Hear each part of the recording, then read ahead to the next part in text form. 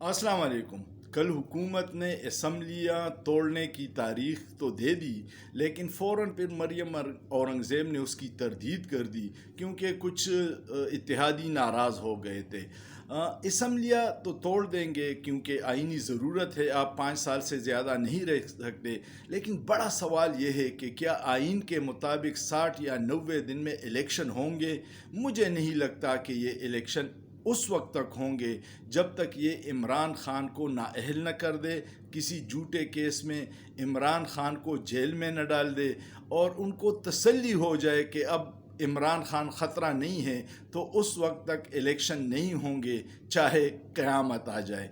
क्योंकि ये इतने घबराए हुए हैं, 14 पार्टियां PDM की मिल के और उनके जो दोस्त हैं जो उनकी सरपरस्ती करते हैं, इमरान ख़ान की पार्टी तोड़ने की कोशिशें बुरी तरह नाकाम हो गई। इस्तेहकाम पाकिस्तान का हशर आपने देख लिया, खटक साहब का तहरीक इंसाफ पार्लियामेंटेरियन का हशर आपने देख लिया। इनको समझ नहीं आ रही कि किस तरह हम इमरान ख़ान से डील कर ले, क्योंकि वो न झुकता है न भागता है बल्कि डट के खड़ा है। और पाकिस्तानी अवाम को पहली बार एहसास हुआ है कि जो माफिया हम पे मुसल्लत है और हमारे हुकूक को सलब कर रहा है, उसके ख़िलाफ़ एक ही शख्स खड़ा है जिसका नाम इमरान ख़ान है।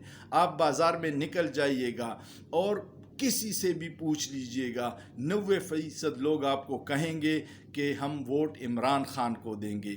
उसकी एक बुनियादी वजह है, लोगों में शऊर आ गया है। ये 4-5% लोग ऐसे लोग हैं जिसको लोग पटवारी, जियाले या ज़ेबरे कहते हैं। उन पे तालीम भी असर नहीं करती क्योंकि उनके अपने मुफादात होते हैं। वो न पाकिस्तान का सोचते हैं, न अपनी ख़ुद अपनी बच्चों के मुस्तकबिल का सोचते हैं।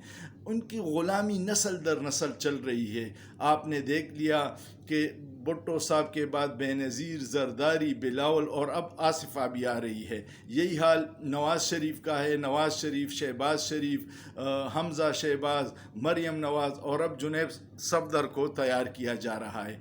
तो इस तरह की चीज़ों से पाकिस्तान आगे नहीं बढ़ेगा। जब तक हकीकी नुमाइंदे आगे नहीं आएंगे, पाकिस्तान तरक्की नहीं करेगा। और सबसे अहम बात कि हर इदारा अपने दायरा इख्तियार में रह के अगर अपनी ज़िम्मेदारियाँ पूरी करें, तब पाकिस्तान आगे बढ़ेगा। ये नहीं हो सकता कि कुछ लोग अपने आप को अक्ल कुल समझें और बाकियों को गद्दार। सोचिए, सोचना जुर्म नहीं है।